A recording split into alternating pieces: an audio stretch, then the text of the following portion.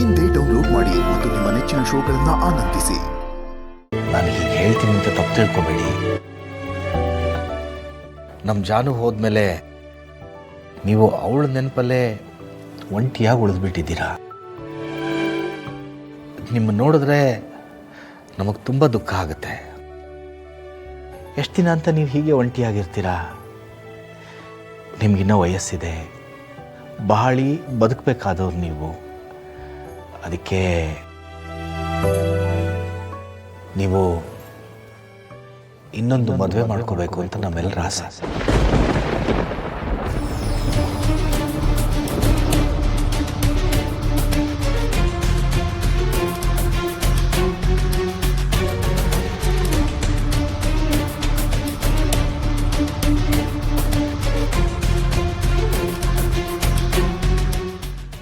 ದಯವಿಟ್ಟು ಆಗಿರೋದನ್ನೆಲ್ಲ ಮರೆತು ನೀವು ಇನ್ನೊಂದು ಮದುವೆ ಆಗಬೇಕು ಅಂತ ನಮ್ಮೆಲ್ಲರ ಆಸೆ. ಸರ್, ಜಾನ್ವಿ ಬದುಕಿದ್ದಾಳೆ ಸರ್.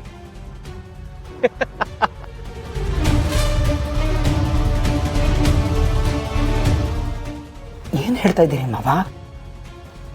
ಇದು ನನ್ನಿಂದ ಸಾಧ್ಯ ಇಲ್ಲ. ನೋಡಿ, ನನ್ನ ಜೀವನದಲ್ಲಿ ನನ್ನ ಹೆಂಡತಿ ಅಂತ ಆಗಿರೋದು ಅಂತಂದರೆ ಜಾನ್ವಿಯವರೊಬ್ಬರೇ. ಜಾನ್ವಿಯವ್ರನ್ನ ಬಿಟ್ಟು ಬೇರೆ ಯಾರನ್ನೂ ನನ್ನ ಹೆಂಡತಿ ಸ್ಥಾನದಲ್ಲಿ ನೋಡೋಕ್ಕೆ ನನ್ನಿಂದ ಸಾಧ್ಯ ಇಲ್ಲ. ಮತ್ತೆ ಈ ಮಾತನ್ನು ಪ್ರಸ್ತಾಪ ಮಾಡಬೇಡಿ. ನೋಡಿ, ನಮ್ಮ ಮಗಳು ಜಾನುನ ನೀವೆಷ್ಟು ಪ್ರೀತಿಸ್ತಾ ಇದ್ರಿ ಅಂತ ನಮ್ಗೆಲ್ರಿಗೂ ಗೊತ್ತು. ಆದ್ರೆ ಏನು ಮಾಡ್ತೀರಾ? ನಮ್ಮ ಕೈಲಿ ಇಲ್ವಲ್ಲ. ಅಷ್ಟು ಬೇಗ ನಮ್ಮನ್ನೆಲ್ಲ ಬಿಟ್ಟು ದೂರ ಹೋಗ್ಬಿಟ್ಲು. ಆಗಿದ್ದಾಗೋಯ್ತು, ಅದನ್ನು ಪಕ್ಕಕ್ಕಿಡಿ. ಎಷ್ಟು ದಿನ ಅಂತ ನೀವು ಅವಳ ನೆನಪಲ್ಲೇ ಹೀಗೆ ಒಂಟಿಯಾಗಿರ್ತೀರಾ? ಅದಕ್ಕೆ ನೀವು ಇನ್ನೊಂದು ಮದುವೆ ಮಾಡಿಕೊಂಡು ಹೊಸ ಜೀವನ ಶುರು ಮಾಡಲಿ ಅಂತ ನಮ್ಮೆಲ್ಲರ ಆಸೆ. ನಿಮ್ಮ ಬಾಯಲ್ಲಿ ಮಾತುಗಳನ್ನು ಕೇಳ್ತೀನಿ ಅಂತ ನಾನು ಎಕ್ಸ್ಪೆಕ್ಟ್ ಮಾಡಿರಲಿಲ್ಲ. ಇಲ್ಲ ಮಾವ, ದಿಸ್ ಇಸ್ ನಾಟ್ ರೈಟ್. ಇದು ಸರಿ ಇಲ್ಲ ಮಾವ. ಅಡಿ ಅಂದರೆ ಈಗ ನಿಮಗೆ ನಾನು ಮಾತಾಡ್ತಾ ಇರೋದು ಸರಿ ಇಲ್ಲ ಅಂತ ಅನ್ನಿಸ್ತಿರ್ಬೋದು. ಸ್ವಲ್ಪ ವರ್ಷ ಕಳೆದ್ಮೇಲೆ ನಿಮ್ಗೆ ಅರ್ಥ ಆಗುತ್ತೆ ನಾನು ಈ ಮಾತನ್ನು ಯಾತಕ್ಕೆ ಹೇಳ್ತಿದ್ದೀನಿ ಅಂತ. ಕನಿಷ್ಠ ಪಕ್ಷ ಈ ವಿಷಯದ ಬಗ್ಗೆ ಒಂದ್ಸಲ ಯೋಚನೆನಾದರೂ ಮಾಡಿ. ಐ ಆಮ್ ಸಾರಿ ಮಾವ. ಇವತ್ತಾಗಲಿ ನಾಳೆ ಆಗಲಿ ಜಾನ್ವಿಯವರೊಬ್ಬರೇ ನನ್ನ ಹೆಂಡತಿ. ಎಷ್ಟು ಕಾಲ ಕಳೆದರೂ ಅದೊಂದು ಸತ್ಯ.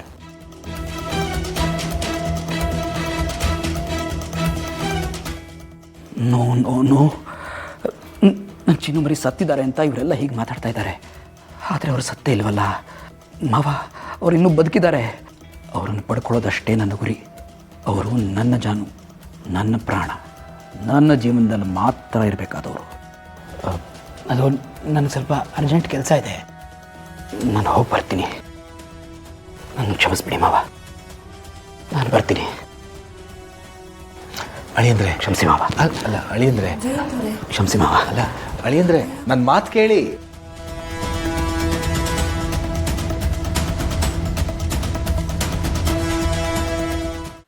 ಏನ್ರಿ ಅಳಿಯಂದ್ರು ಬೇಜಾರು ಮಾಡ್ಕೊಂಡು ಹೊರಟ್ಬಿಟ್ರು. ಮದುವೆ ವಿಷಯನ ಇವತ್ತು ಪ್ರಸ್ತಾಪ ಮಾಡಬಾರ್ದಾಗಿತ್ತು. ನಾನು ಹೇಳಿದ್ದು ಅವ್ರು ಒಳ್ಳೇದಕ್ಕೆ ಅಲ್ವಾ ಲಕ್ಷ್ಮಿ? ನನಗೇನು ಅನ್ನಿಸ್ತೋ ಅದನ್ನು ಹೇಳಿದೆ. ಲಕ್ಷ್ಮೀ